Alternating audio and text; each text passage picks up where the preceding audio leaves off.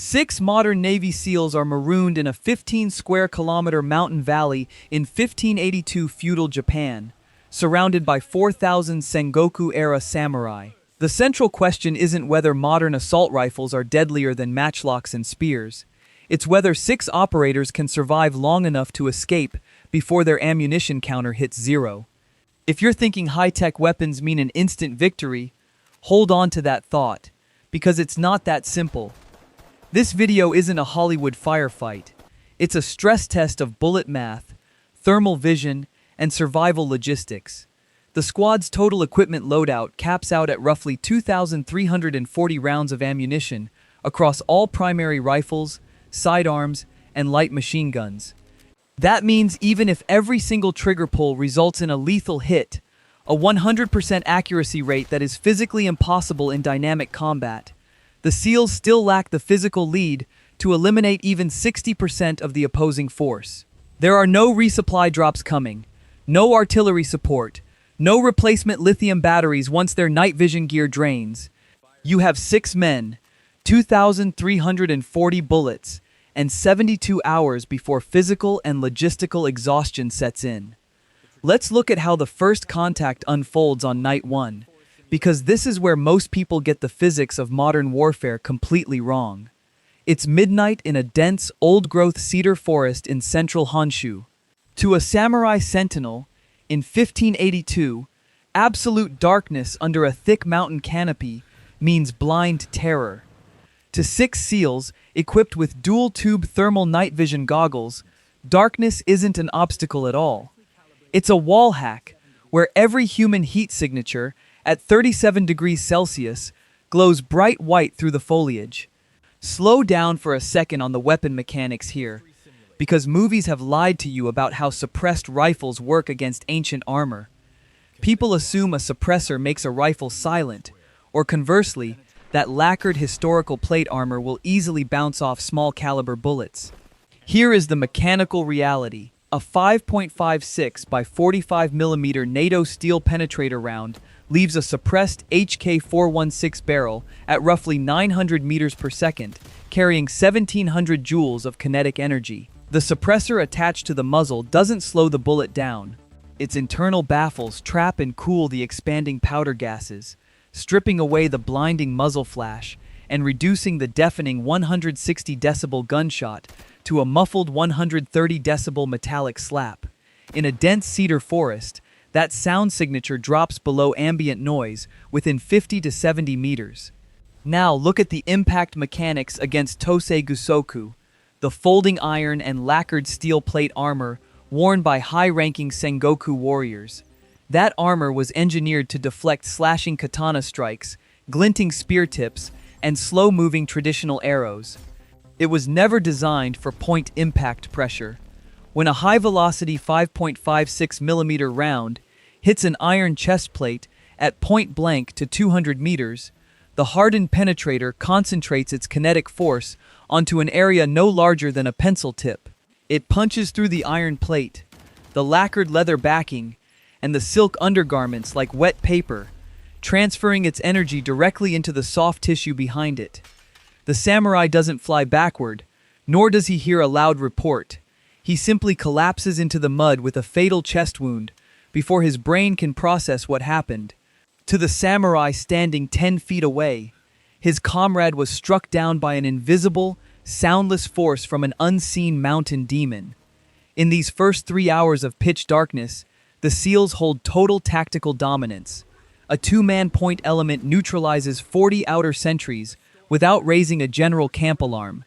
The samurai chain of command collapses locally because 16th century Japanese military communication relies entirely on visual signal flags, sashimono, and loud war horns, both of which are useless when commanders are dying in total darkness before they can give an order. Sounds like a total blowout, right? But here is where the tactical math starts turning against the operators.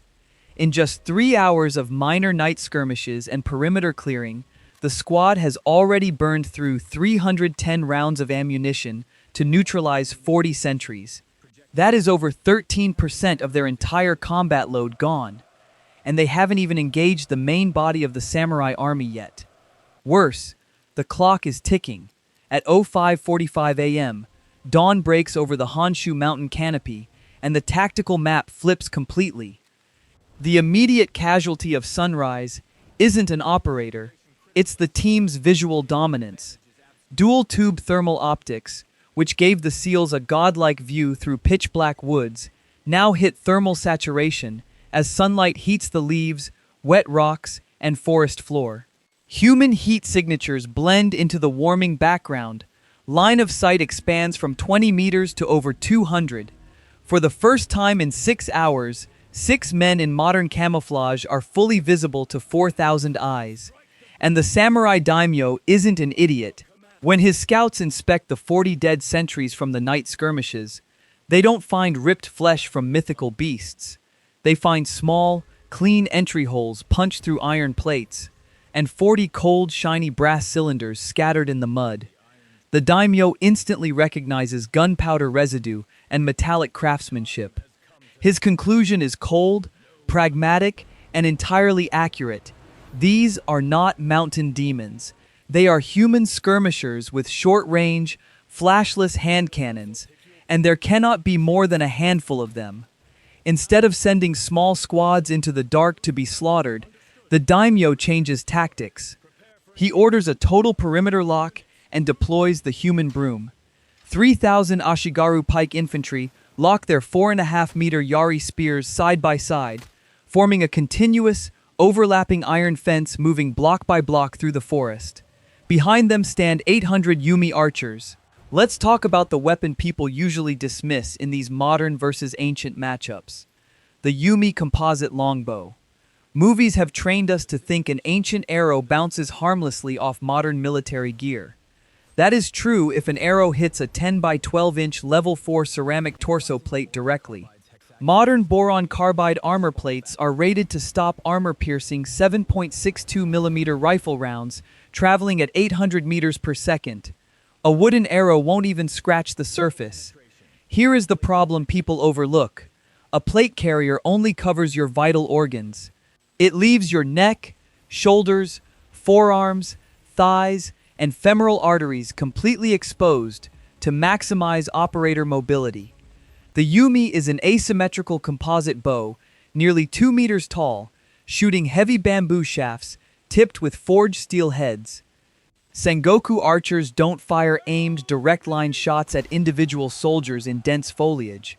They fire high-angle area volleys, raining hundreds of arrows at a 70-degree arc over the tree canopy so they drop vertically like heavy iron hail.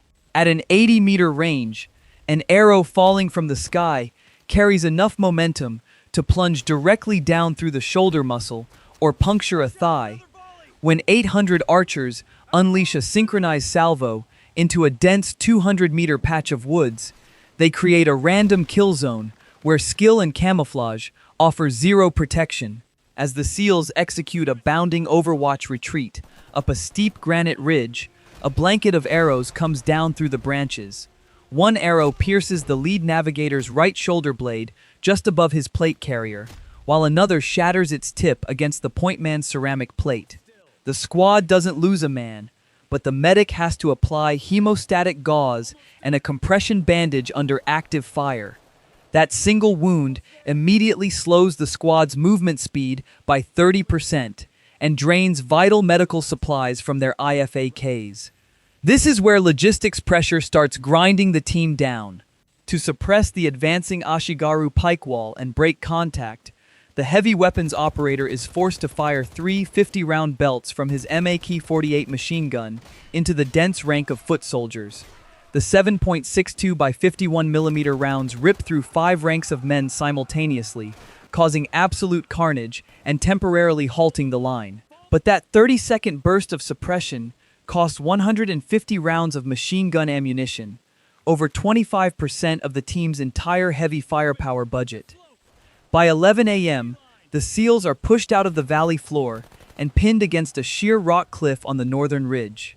They have broken contact for now, but they are exhausted, low on water, and down one wounded operator with 118 samurai killed. The daimyo hasn't tried to rush them again. Instead, he places 3 concentric circles of troops around the cliff base, lights thousands of signal fires to smoke out the upper ridge, and simply waits. He knows what the SEALs are starting to realize. They don't need to be overrun to lose. They just need to stay on that hill until their canteens dry up, and their remaining ammunition fits inside a single backpack. By 19 p.m. on day 1, night falls over the valley, but the tactical map doesn't improve. The SEALs remain pinned on the northern ridge, low on water, with one operator managing an arrow puncture to the shoulder, and their ammunition loadout reduced to 1,380 rounds, less than 60%. This is where the math forces a choice that sounds completely insane. The team leader faces a binary tactical decision. Option A: stay on the ridge, conserve remaining ammo, and hope the samurai don't execute another coordinated daytime line sweep tomorrow. That choice is slow suicide. In 48 hours, thirst, hypothermia, and infection will render the operators physically incapable of holding a weapon. Option B: abandon the ridge under cover of total dark, breach the inner perimeter lines, and strike directly at the daimyo's main command post, the Honjin. Here is why this isn't an act of bravado. It's cold, pragmatic doctrine. Sengoku armies are organized like a pyramid. 4,000 men don't operate on decentralized unit initiative. They obey a strict hierarchy bound to visual flags, drum patterns, and direct orders from the daimyo and his senior samurai officers. If you cut off the apex of that command structure, the army doesn't keep fighting. It fractures into localized confusion. To break through the 3-layer ring of Ashigaru infantry holding the gully at the base of the ridge, the SEALs deploy an asset designed specifically for breaking contact against numerically overwhelming forces, the M118A1 Claymore mine. Slow down and look at the mechanics of the Claymore, because modern media regularly misrepresents how directional explosives operate. The Claymore is a curved fiberglass casing holding 1.5 pounds of C4 explosive packed behind 700 precision-molded steel ball bearings. When command detonated via a wire blasting cap, it doesn't create an omnidirectional blast like a grenade. It drives those 700 steel spheres outward in a 60-degree fan-shaped arc at 1,200 meters per second. At a distance of 50 meters, those steel balls travel faster than high-velocity rifle bullets. Against a dense column of Ashigaru packed into a narrow granite gully, one claymore doesn't just knock down the front line. It instantly liquefies 20 to 30 men, shatters wooden shields, and sends supersonic steel fragments through 4 ranks of human bodies in less than 1 millisecond. The first battle is a demonstration. The third fight is the actual test. At 21:30 p.m., under absolute darkness, the squad detonates 2 claymores simultaneously at the western perimeter bottleneck. The sudden, thunderous shockwave creates immediate psychological paralysis, not just from the casualties, but because the samurai have no concept of a static weapon that unleashes hundreds of supersonic iron pellets without a cannon barrel or muzzle flash. As the western line collapses in panic, the 6 SEALs don't retreat toward the safety of the outer mountains. They move deeper into the enemy camp, using short, suppressed rifle bursts to eliminate fleeing sentries before alarms can spread. By midnight, the squad has successfully broken out of the ridge trap, but the price is steep. They have detonated 2 of their 4 claymore mines and burned through another 500 rounds of ammunition during the breach. With roughly 880 rounds remaining across all weapons, less than 38% of their original loadout, they have barely enough lead for one violent assault on the daimyo's tent before their magazines run completely dry. At 02:15 a.m. on night 2, 6 operators slip past the outer picket lines and enter the labyrinth of silk screens and woven bamboo fences surrounding the Honjin, the daimyo's central command encampment. To understand how close-quarters battle in a 16th century command tent unfolds, look at the mechanics of a weapon people rarely analyze in historical matchups. The M84 stun grenade. Designed for urban hostage rescue, the flashbang does not kill with metal shrapnel. It detonates an aluminum-magnesium pyrotechnic charge, generating a 1.5 million candela flash and a 170 decibel acoustic shockwave. In an open forest, that blast wave dissipates quickly into the air. But inside an enclosed silk pavilion, the sound wave bounces off dirt floors, wooden support beams, and heavy iron armor. The shockwave overstimulates the auditory nerve and violently disrupts the fluid inside the inner ear. For 15 seconds, an elite samurai bodyguard inside the tent doesn't just lose his vision, his vestibular system collapses entirely. He suffers instant vertigo, severe nausea, and a complete loss of physical balance, leaving him physically unable to draw a katana or register direction. To warriors who have never experienced an artificial acoustic pulse, it feels like a localized thunderbolt detonated inside their skulls. Using thermal optics through the thin silk walls, the marksman isolates a high-temperature heat signature seated beside a charcoal brazier inside the central pavilion. Through 2 layers of silk screen, 3 suppressed 5.56mm rounds penetrate the fabric and strike the target. In less than 40 seconds, the entire top tier of the samurai leadership, the daimyo, his 2 senior generals, and his chief strategist, is eliminated without a single alarm trumpet sounding. And here is where the problem lies. Decapitating the leadership causes macro confusion, but it doesn't magically evaporate 4,000 armed men. Outer retainers who didn't see the flashbang or hear the suppressed gunshots quickly notice the sudden silence and dropping command banners. Realizing something is wrong at the center, hundreds of armored retainers collapse inward toward the Honjin, sealing off the narrow alleyways of the camp. This is where the squad's heavy firepower officially dies. To hold back the converging retainers and clear a retreat corridor through the wooden compound gates, the heavy weapons operator expends his final 100-round belt on the MAC-48 machine gun.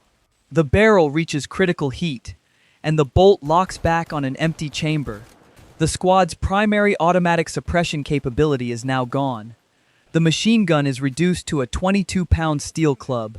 The team leader makes the only call left: abandon heavy gear, strip non-essential equipment, and sprint for the Northern River Gorge before the surrounding regiments recover from the shock and consolidate their search lines under daylight. By 04 a.m., the squad breaks out into the dark river ravine.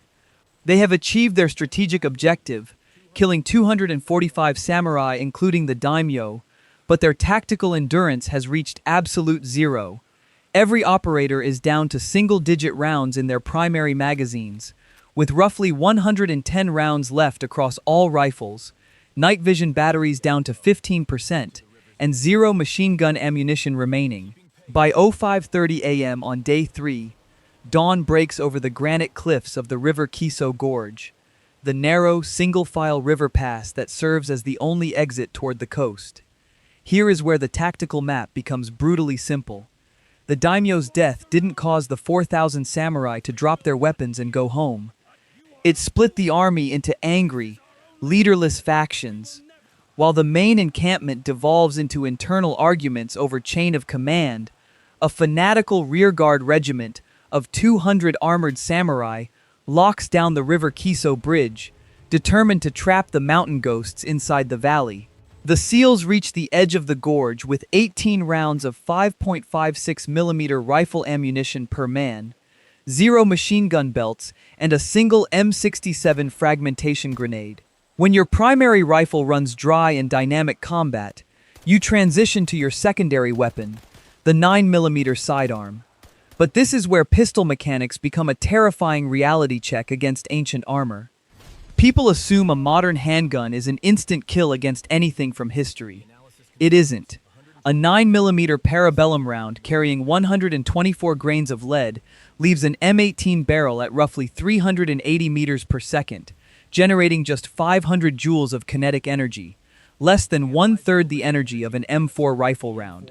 Against unarmored targets, 9mm is lethal. But against Tosei Gusoku iron breastplates and lacquered helmets, 9mm lacks the velocity and sectional density to penetrate metal. At ranges beyond 10 meters, A 9mm round striking an iron chestplate simply deforms and bounces off, leaving the wearer with nothing more than a severe bruise. To neutralize an armored samurai with a sidearm, an operator cannot fire at the chest. He has to place shots with surgical precision into exposed structural gaps, the eye slits of the iron face mask, the unprotected throat seam, or the underarm joints. In a high-speed, close-quarters bottleneck on a wooden bridge, that requirement reduces effective combat distance from 200 meters down to less than 5. Here is where the math catches up to physics. To clear the wooden bridge and buy enough time for the 4 surviving operators, including the wounded lead navigator, to scale down the granite cliffs toward the coastal extraction point, 2 operators make the ultimate command decision. The EOD specialist and the tactical medic volunteer to hold the bridgehead as a static rear guard. Armed with their sidearms and the squad's last M67 fragmentation grenade, the 2 operators anchor themselves behind a granite boulder at the bridge entrance. As 50 armored samurai charge the choke point, the operators detonate the final grenade inside the tight timber framework of the bridge, collapsing the span and dropping the vanguard into the roaring river rapids below. They hold the pass for 20 minutes, using point-blank sidearm shots to armor gaps until their pistol magazines lock back empty. By the time the samurai overwhelm the bridgehead through sheer weight of numbers, the remaining 4 operators have reached the coastal tree line. At 08 a.m., 72 hours after insertion, a modern extraction craft picks up 4 surviving Navy SEALs from the coast. 2 operators are killed in action at the gorge, and 288 samurai have been killed across 3 days of fighting. 6 modern special operations forces cannot defeat 4,000 samurai in an open field of honorable combat. Bullet math makes a total annihilation victory physically impossible. Modern military technology doesn't make 6 men invincible gods. It gives them a temporary, hyper-lethal window of thermal vision and suppressed stealth. The SEALs didn't survive by trying to kill 4,000 men. They survived because they recognized that an ancient army is a living organism with a single brain. They used 2 nights of thermal dominance to bypass 4,000 shields, cut off the head of the army, and escape through the panic before the daylight could count their numbers. Technology won the first battle. Decapitation doctrine won the mission. But in the end, the math almost won the war.